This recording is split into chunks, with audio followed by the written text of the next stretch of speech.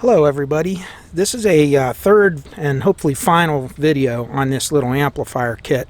And the main reason that I'm making it is that I didn't really have the time to do these things, but I received so many emails and video and comments and so forth and requests on this that I decided I had a couple evenings free that I could work on this, that I would do this and put this little video together. So I will try to address everybody's comments and questions as best I can, and I am going to go ahead and do the little mods that I talked about in the second video, and we'll explain that and why I did them. But hopefully that'll help some of you out that are considering buying one of these. I did get a comment or two about the length of my videos. I think I've covered that topic multiple times, but to those of you who are new to the channel, I do these videos for my own gratification somewhat too, because it's relaxing. I like to work on this stuff. This is my hobby, and I enjoy doing it. If a video doesn't have the content you're looking for or is too long, then it's probably not for you then. I would suggest that you do what I do in some of the longer videos I watch out there of other YouTubers, and that is grab the little slider and kind of cut through the parts that don't apply to you or that you're not interested in. But try to have some respect for some of the other people out there that may be interested in some of the content that's in the videos. That's why I do it, and why I share this stuff is because there are people that, believe it or not, are interested in it. So that's it. So anyway, a couple of the things we talked about in video number 2. The main thing we had problems with, if you recall, was the front end of the amplifier. The way they handled the volume control and the way that they handled the that loudness circuit. If you recall, I'm digging here to find it. If you recall, it had this funny looking circuit here, and you have your volume pot right here, and the volume pot connects to the input of the amplifier right here. And if you remember, this is a 50K pot with a whole bunch of other stuff shunted across it. And then when you come to the input here, you have a 470K grid leak. There is no grid stopper, and there is no decoupling capacitor, nothing like that, which typically is not a good thing. When you hook a volume pot onto here and you turn the volume all the way down, you're essentially grounding the grid at ground potential, which is typically not a very good thing to do. So we wanted to address some of those things, and everybody said, please make a video on doing that. I want to see it. So it didn't take very long, so I thought I would just go ahead and do that. So the amplifier is already modified. I've shot all the footage of it. I tried to cover all the things that everybody was asking about and get them all in this video. And then at the end, we'll do a little sound demo where I actually record the amplifier connected up to an actual preamp. I actually connected it to my Adcom GTP 500 preamp properly, and ran the MP3 player into that and connected it up to the clip speakers that we normally demo with, and then recorded it with the USB blue mic.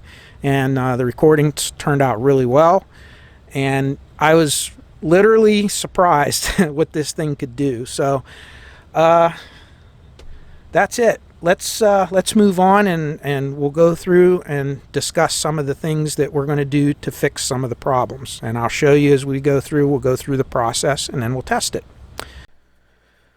Okay, so let's look a little bit closer at this schematic of this input board volume control loudness switch circuit that came with this amp. If you first look at it, it can be a little bit confusing. You really have to kind of study what they're doing here. And all these components are here because of the loudness contour switch. Now, what is a loudness circuit in most amplifiers? A loudness switch is usually positioned in the preamp somewhere or in the line stage somewhere. And its purpose is to, at low volumes, to cut some of the higher frequencies, attenuate them, not cut them, but attenuate them, and enhance some of the lower frequencies. So you're basically putting a filter in there, a frequency filter, to achieve that. And it usually uses a series of capacitors and resistors to do this. And that's what they have here. Also, what they want to have happen is, as you increase your volume, you want to reduce the influence of this loudness contour. So in order to do that, you have to have a special type of variable resistor, or a special type of potentiometer called a tapped potentiometer. So if you look at this symbol of a pot, here's the wiper of the pot, and here are the two ends, and here's the wiper, or here's the resistive material. And as you move the wiper up and down, you either tap off closer to this end of the resistor or this end of the resistor. And that's how you control volume. So the further you turn this wiper towards the input, which is over here, the more of that signal is going to pass straight through. Eventually, if you turn it all the way up, theoretically, the signal will pass right through here and out to your amplifier. And this is a high resistance, so this high resistance will not affect the signal very much. It will affect it a little bit, but not much. Now, when we're dealing with a loudness circuit, they actually will put a tap, kind of like a center. It's not really a center tap, but it's a tap that is partially up from the low side, the low impedance end, which is the part of the pot that goes to ground. And because, of course, when you turn the wiper all the way, turn the volume all the way down, you're moving this wiper and you're basically grounding out. You're essentially grounding out your input. So there's no signal. And the entire signal is absorbed by that resistor. By putting this tap in here, we're taking some of the signal, feeding it through this filtering circuit, through this passband circuit, and we're passing those extra frequencies, or attenuating those frequencies, however you want to word it, into this little tap. As you move the wiper, when it goes past this tapped area, this will no longer have any influence on the signal, because the resistance between here and here with respect to ground becomes so great compared to this with respect to here to ground. This essentially no longer has much, if any, effect.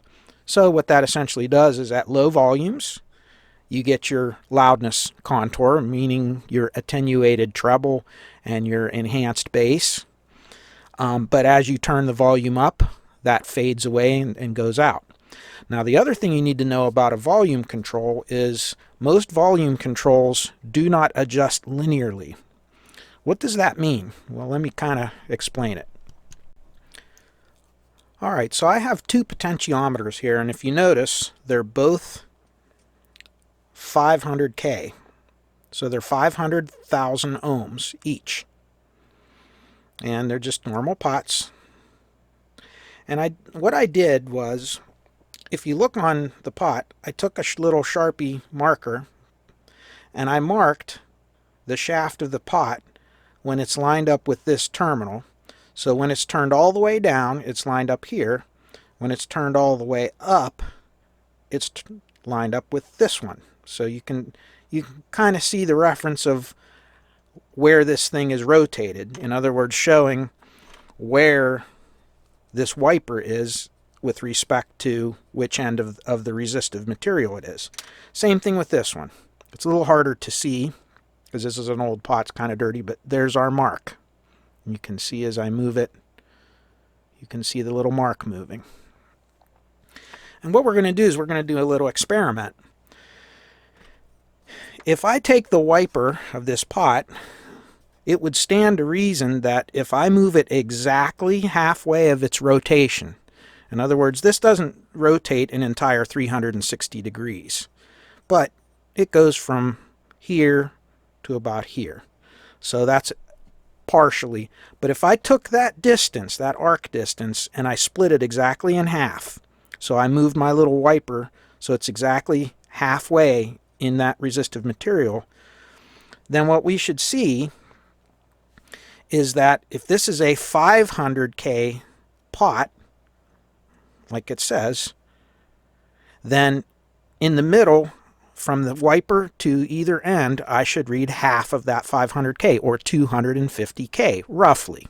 Okay, it's not exact, but it should be close to that. So let's do that. Let's take this mark, and let's move it till it looks roughly centered. So it's pretty much centered right there.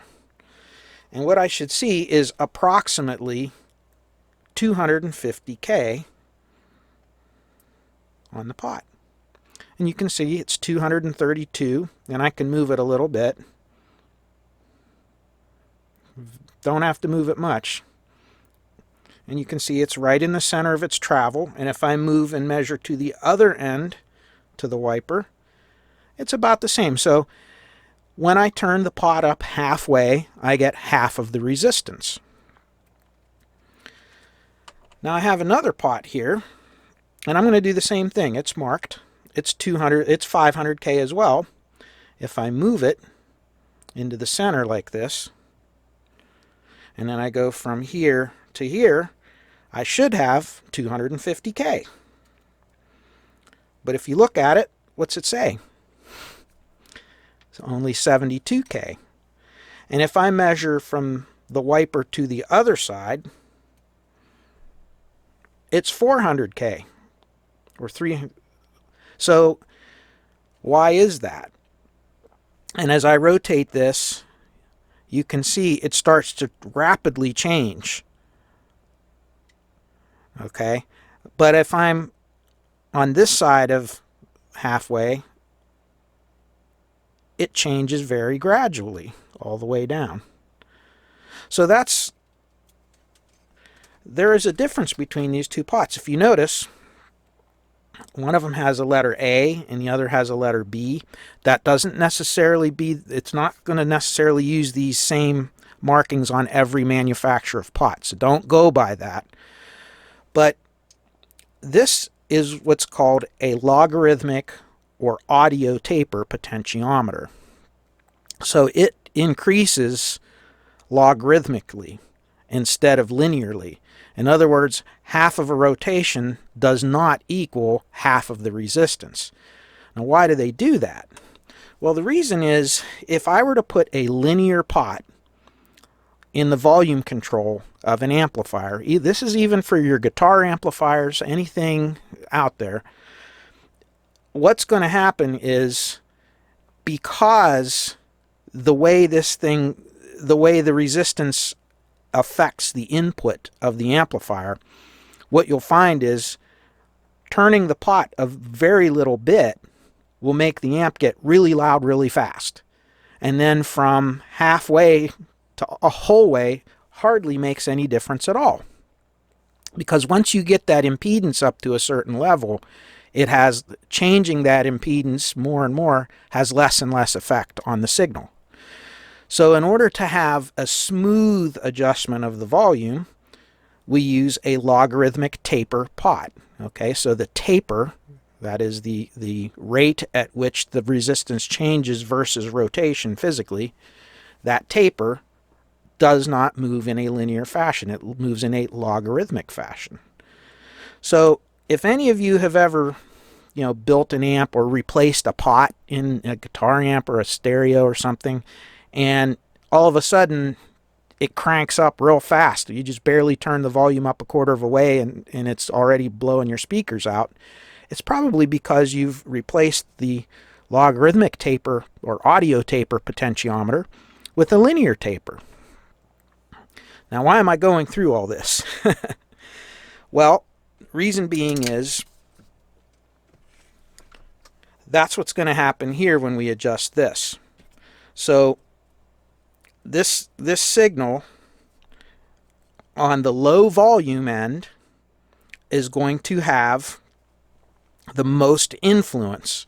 As the volume gets to the louder volume with this in here, it's going to pretty much take this out of there altogether. Now, I do not want this in there. And this is a little bit confusing when you look at how this works. So what I did was I redrew this, and let's take a look at it from a little different perspective. If I take that loudness switch, so here's the switch that switches it on and off right here. If I take that out of the circuit and I just redraw the circuit to only show the loudness switch itself, let me get it all in frame. This is what you're going to have. It's kind of a strange circuit the way they did it. So your input goes straight into the top of your volume pot. The bottom of your volume pot, or the other end of the pot, goes directly to ground, or to common.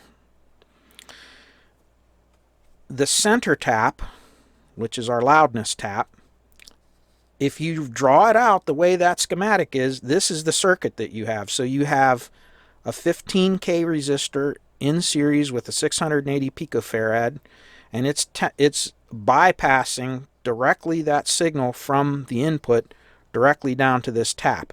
So it is actually, this would be a low pass filter, or a high pass filter, I'm sorry, by having this signal in this way.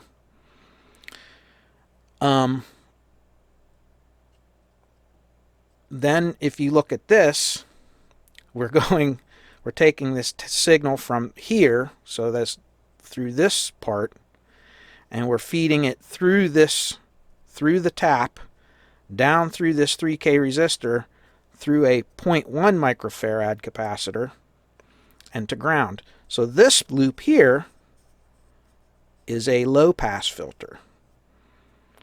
So you have a high pass filter this way through this circuit, and you have a low pass filter through this circuit. So that's what's attenuating or shaping the sound. So this does color the sound. That's what a loudness switch does. If you want your amp to be accurate and reproduce the signal that's coming in the same as what's going out, this is not what you want, because it will affect the tone. It will color the sound. Now, they also have, for some reason, if we look here, these 10 mega ohm resistors, and that 10 meg is in parallel with this RC network.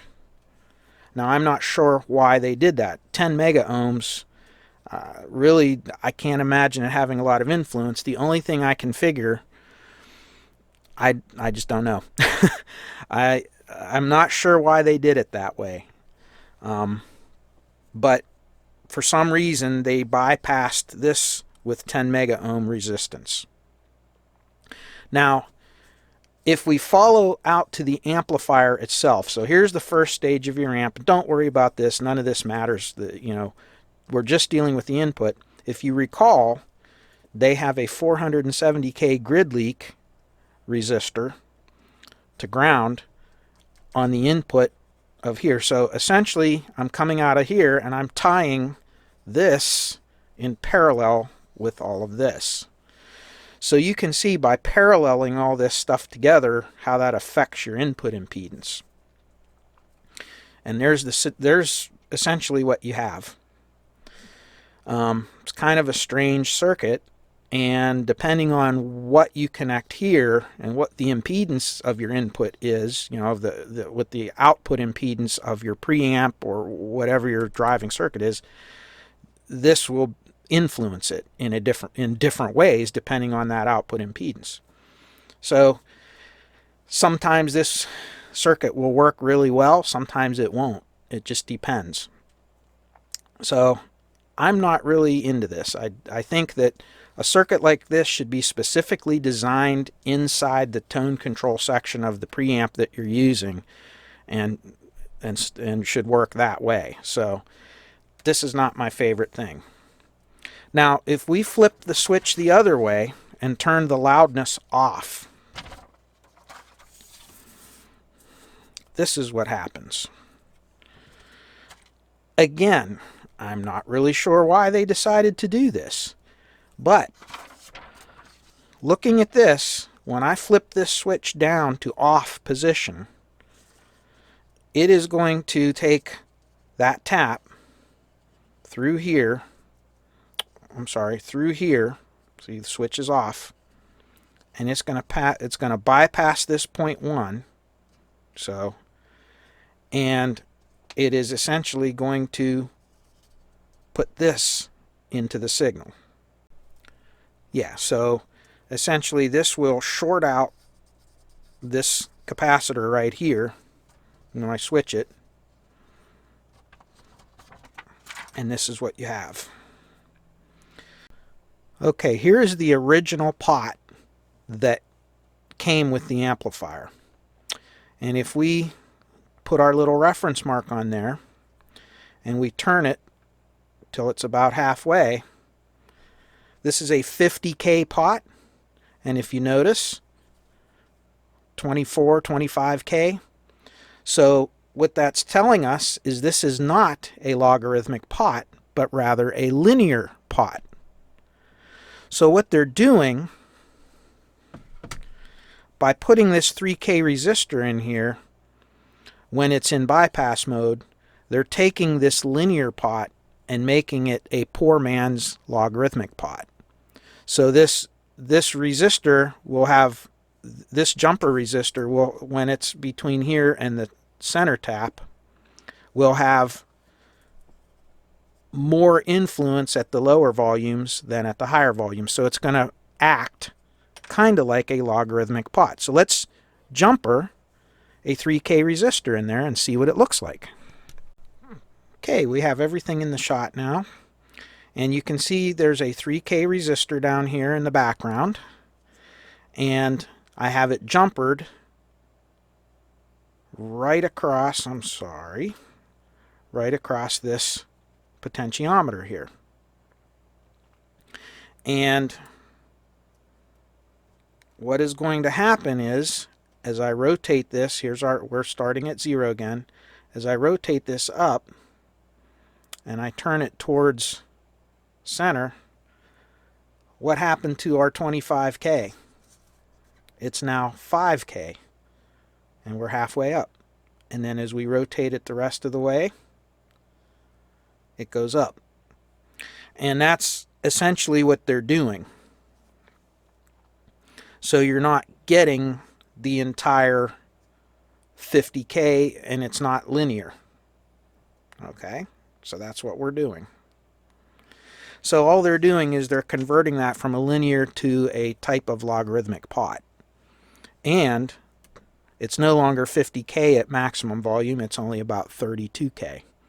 So again, this was designed like this on purpose. They very carefully did that. And one of the reasons I believe that they did this circuit this way was, again, if you wanted to use this as a classic vintage stereo tube amplifier with your vintage gear, so you're going to connect a proper preamp to it and a turntable or a tape deck or CD player, whatever,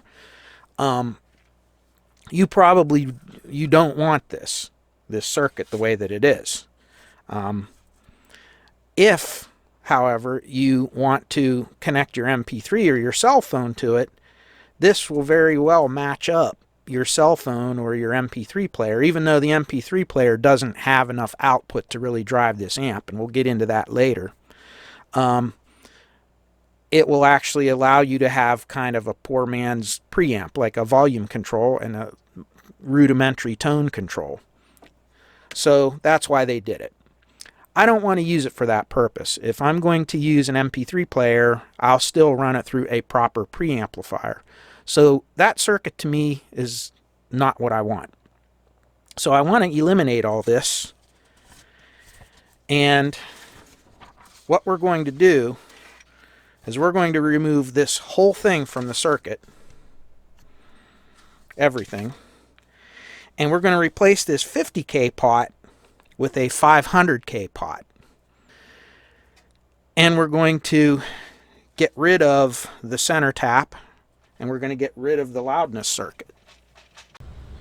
Okay, to get rid of this pot, I just desoldered it from the board. And again, this is the volume potentiometer, and this is the loudness contour circuit.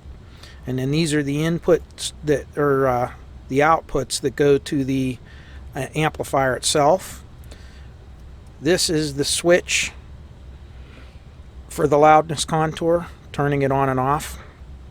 And turning loudness contour off essentially just jumpers the input, and these come from the RCA input jacks on the rear of the amplifier. It just completely bypasses it and jumpers them straight to here. It bypasses everything except for the potentiometer. So I have this pot removed, and you can see this is a really cheap pot, and it has the detents in it that I don't like. I'm getting rid of that, and it just so happens I have this in stock, and it is an Alps. I don't know if it's a real Alps or if it's a cheap one, but it's a 500 KAX2, and it does have the loudness contour tap on it, just like the original pot we had. The difference is this one's only a 50K, and we're moving up to a 500K, which is more like what it should be. If this is going to be shunted across the input grid of the amplifier, I want it to be a 500K. So that's what we're going to have. And I totally lucked out on this, as it perfectly fits right on the existing board like it was made for. They even had the extra holes drilled. This one actually went in these middle holes because it's shorter depth, but it actually is made to accommodate this pot. And this does not have detents in it. It's a nice smooth, really tight adjustment volume pot. So this is what we're going to do. So let me get this soldered in here, and we'll move on to our next little modification. If you recall, we have this switch that switches this whole thing in and out. And all of these components go through this switch. Now if you notice, there's 1, 2, 3, 4, 5, 6 terminals. And this whole schematic is not perfectly accurate because this switch is not on the same board with all these components. This switch is on another circuit board, and it's connected by a cable. So these little circles here are actually terminals of a connector, and that connector goes over to another board that hooks to the switch. So if we just removed that connector, it would be like disconnecting all these wires.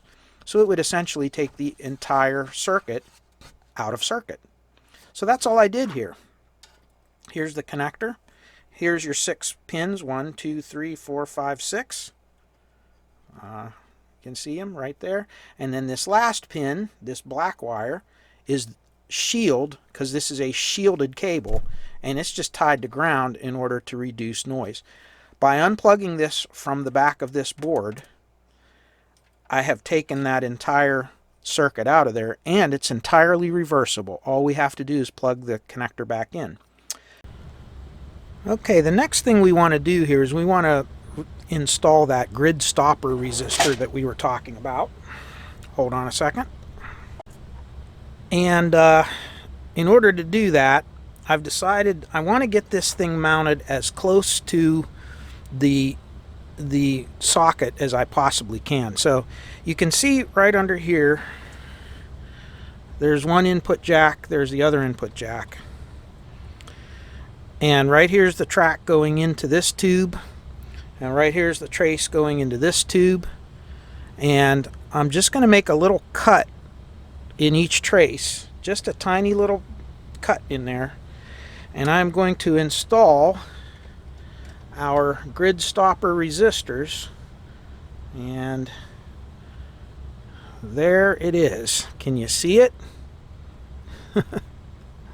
It is tiny. There it is. No, that's not a flea. That is our grid stopper resistor. It's just a tiny little 100 milliwatt 330 ohm surface mount resistor.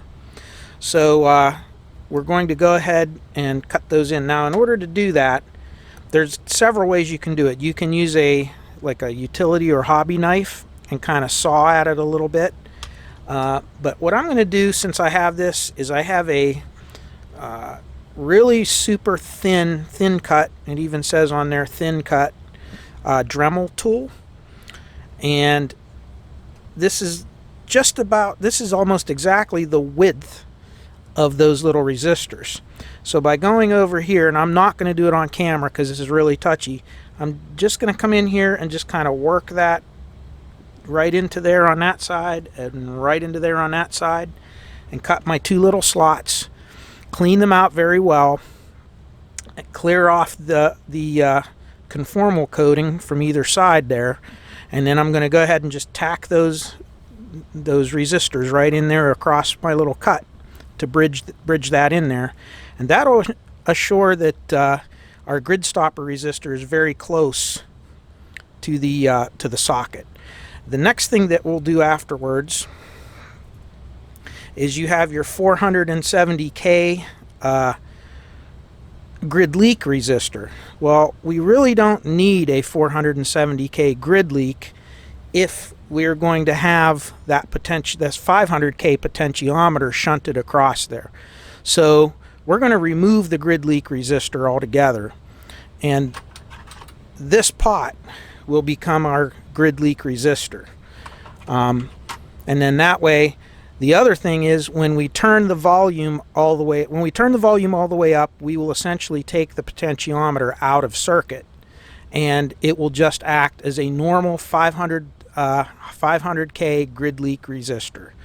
If we bring the volume in by turning the volume down, like we're connecting it to an external MP3 player or a cell phone or something, we want to use it in that mode, even if we turn the volume all the way down to 0, the grid stopper will actually prevent the grid of the input tube from being brought to ground potential. And that's what we want to do, is kind of raise that up a little bit. So that 330 ohms just kind of raises it just a little bit. On this type of tube, it's pretty common to use that value of resistor. Like on the 12AX7s, the lot higher gain tubes, it's not uncommon to see 47K, 50K, 68K, even 100K for a grid stopper. But for this one, we're only going to put a 330 ohm and see what it is. And we can always swap it out. I actually have a little container with all different values of these surface mount resistors, so if that doesn't work, we have many different choices to go from, all the way from a 0 ohm jumper all the way up to 10 mega ohms. So we'll find what we need. Okay, so we have the two little grid stoppers in there, and you can see there's one right here and the other one is right here. And what I've done is I soldered those in there, I cut those little slots like I said, and then cleaned it up with alcohol, and then just kind of put a coating of that conformal coating on there just to seal it back off. I then removed those 470K grid leak resistors and I replaced them with these two little tiny, where we at? Right here's one, and here's the other one right there. And I replaced those with 10 mega ohm resistors. Now the reason I did that is in case for some reason the volume pot or something comes disconnected, or if we develop a noisy area in the volume pot, those 10 megs will actually still keep it from humming. It'll keep the noise down a little bit. It should suppress some of the noise. But it's a high enough resistance that it's not going to create any kind of a any kind of ground loop or hum or anything like that. So hopefully if this all works out, it should still be very quiet, but we will achieve what we're looking for on getting the impedance and everything on this correct. Those are our modifications that we've made to this amp, and those are some of the ideas as to why I did it. So we're ready to go ahead and do some testing on this, and after we do some testing, I'm going to talk a little bit about the tubes that they chose and why they chose them, and we'll get into a little more things like that. Okay, we have the amplifier warmed up and it's all set up, and we're hooked up to a dummy load. And the first thing I want to do is I want to address a question that I had from one of the viewers on the earlier video on this, and that is, how much input signal do you need to be able to drive this amplifier to its full power? In other words, to its just clipping. So I thought that was a great question, so I thought I would kind of demonstrate that to you. So let's go up to the oscilloscope, and we're connected. We actually have 3 channels of our scope right now connected. And I want to point out that I'm showing the actual voltage measurement in RMS volts, so it's VRMS, and the purple trace, which is this one up here, is your input signal. So this is the signal going into the amplifier right now. And again, don't pay attention to the raggediness, because again, it's the resolution of this scope. So if you look, I have exactly 1 volt RMS signal driving into the amplifier.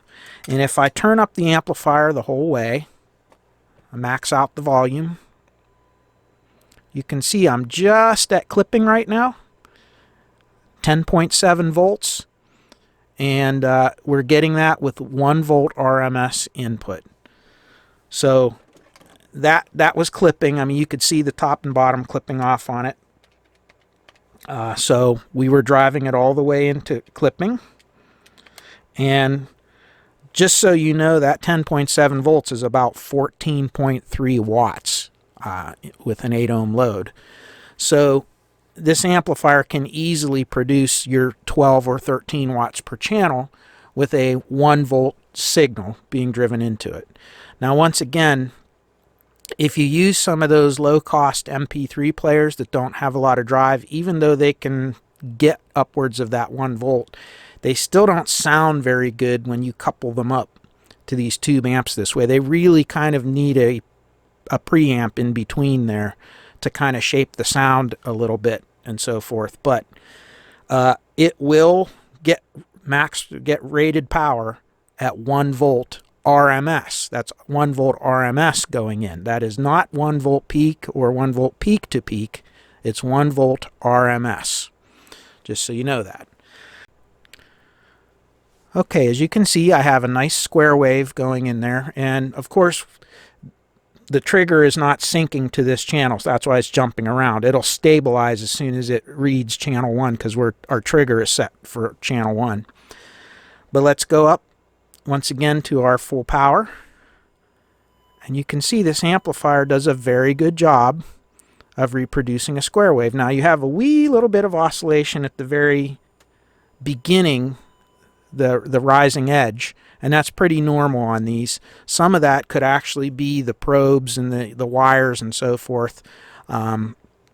So again, this amp does a very good job, being a tube amp with an audio output transformer. Does a very good job. So let's switch over back to a sine wave, and let's look at our frequency, low frequency and high frequency. Okay, so I added one more measurement to the scope, and it's showing our input, what frequency we have and what drive signal. So we're still at 1 volt input, and we are putting a 30 hertz sine wave. So 30 hertz is pretty low. 20 hertz is kind of the bottom end of our hearing on average. But you really don't, those subsonics, you feel them more than you hear them. But 30 hertz is very musical, and you can pretty much still hear at anything 30 to 40 hertz. So that's pretty important. And a lot of tube amps at 30 hertz really starts to distort. So let's see what this does.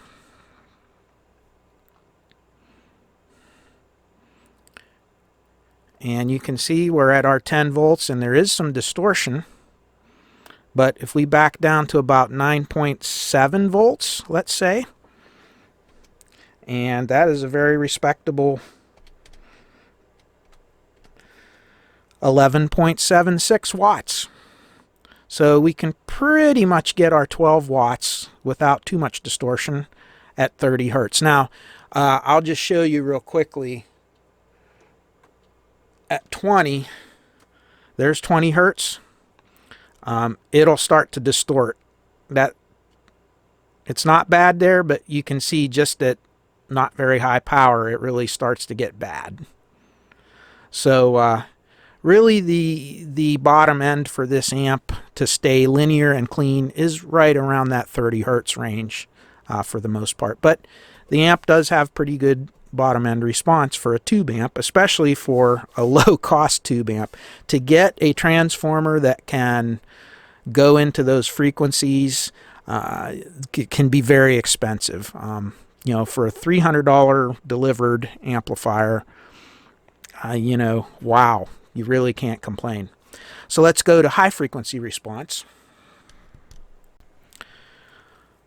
All right, as you can see, we now have 30 kilohertz. That's way above where most of us can hear. Actually, that's more than double the frequency that I can hear with my bad ears. But just to prove a point, let's see what this does.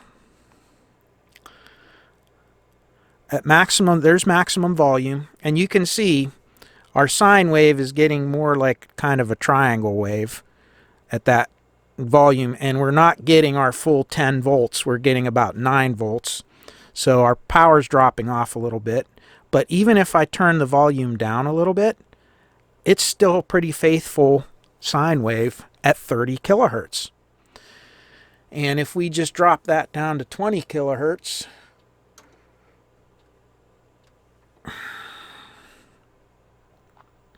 you can see it does very well at 20 kilohertz. We get our little over 10 volts, 10.5, and it stays relatively sinusoidal.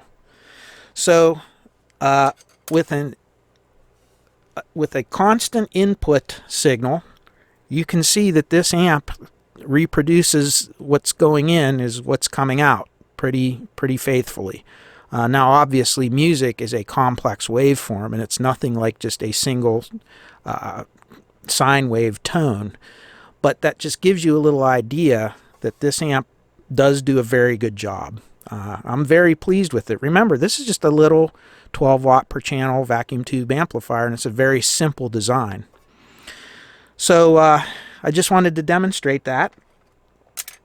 And let's talk a little bit about the tubes now. Okay, last thing we're going to do here before we do a little sound demo on the amp is I'm going to try to answer some of the questions. I had a lot of comments, and I've had emails, questions, all kinds of things involving the tubes on this. And although that's like a whole subject in and of itself, I'll just try to cover it briefly here as quickly as I can. But they're showing this as being a ECC 85. Now, the 6P14 tube is the same as an EL84, is the same as a 6BQ5. And the 6P14s that came with this are Chinese, but they actually have a little bit higher voltage rating than a regular 6BQ5 or 12AX7, or I'm sorry, 6BQ5 or EL84.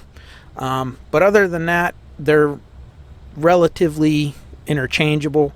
And if it's a 6P14-EV, Echo Victor, those are the ruggedized military version, Russian military version of the 6P14. And they're good tubes. They're very good. They sound good. They perform very well. A lot of good reviews out there on them. So just wanted to cover that. Now, more importantly, is this preamp and phase splitter tube here, the ECC 85. If you look on the instructions that come with it, they call it an ECC85. The vacuum tubes that actually came with this amp are 6N1, 6 November 1 dash M as in Mike. So 6N1 dash M. There's also, and that is a Chinese version of the 6N1.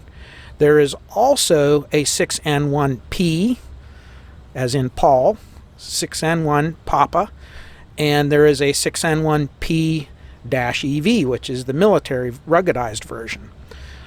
All different tubes, and there are all kinds of arguments and all kinds of discussion out there on all the forums about what this 6N1 converts to.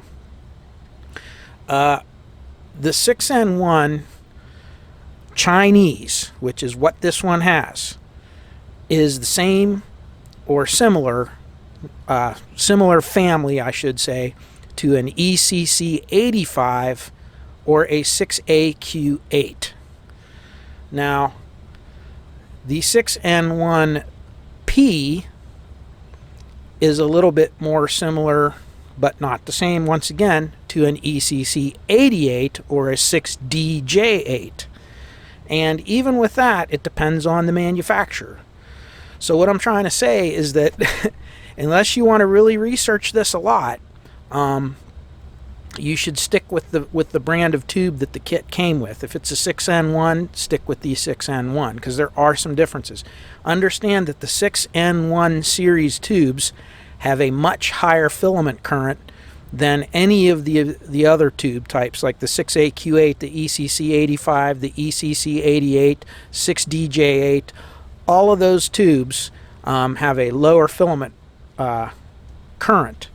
So the other thing is the 6N1 tubes have a higher maximum plate voltage, so you can apply a higher voltage to the anode. So all those things you want to keep in mind. Now, just give you some example here of what I found. Like, for instance, if you go to Wikipedia and just look up the 6N1P, as in Papa, you can see right here that they're calling the 6N1P as being similar to, where are we at, the 6DJ8 or ECC88.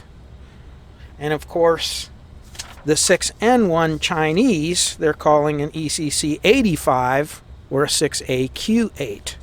Now, once again, the way this amp is laid out, the way the voltages are, you could most likely plug any of the above listed tubes in here and it would work. It just would, you'd get varying results. And without testing it, it's hard to tell whether it would be better, worse, louder, quieter, whatever. Worst case scenario, you may have to change these resistors here. So you'd have to change your cathode and anode resistors on both of these. You may have to play with the values a little bit to get them to bias up properly for the other types. But I just wanted to cover that real quick because I got a lot of questions on it, and to the best of my knowledge, and there was a forum, I'll show you here. I pulled it up so that I looked it up and so I could show it to you. I don't know if you can read that, but some might like to know some info after much painfully researching. So the 6N1, which is the Chinese, is similar to a 6AQ8 or an ECC85 and not a 6DJ8. Okay, it can be converted to 12AU7, which I would recommend against. I've heard bad things about that these 12AU7s do not perform the same as a 6N1 by rewiring the heater. 6N2, okay, we're not worried about that. And then the 6N1P and the 6N11 is close to a 6DJ8. Then down at the bottom, here's the most important note. The Russian 6N1P is not a direct replacement for the Chinese 6N1, and it may work in many of the circuits though, but will make it sound quite different. It is closer to the 6DJ8, but draws a lot more current in the filament. Okay, they didn't say that, but it draws a lot more filament current. So again, unless you're willing to play around with some of the resistor values and so forth, for probably what's not going to be any gain in sound quality or whatever. Might be, but I don't know. You probably should just, if this amp's designed for 6N1s, stick with the 6N1s. They make good ones. You could get a 6N1P and plug it in there because it has the higher anode voltage and current and the filament current and everything of the 6N1 China, and you could try that. But that's it. These tubes perform very well, and I have no reason to swap them out for anything else. So I do have new old stock 6GJ8s, and I think I have some 6N1P Russian, but again, I don't see any reason for it. So anyhow, that wraps this up. I hope I covered all of the questions and comments and so forth. There were quite a few of them, so I hope I got through everything here on this video. I'm going to leave the video now with, I'm going to play just a couple of songs. You feel free at the end of the video to listen to them all the way through if you want, or skip through them or whatever.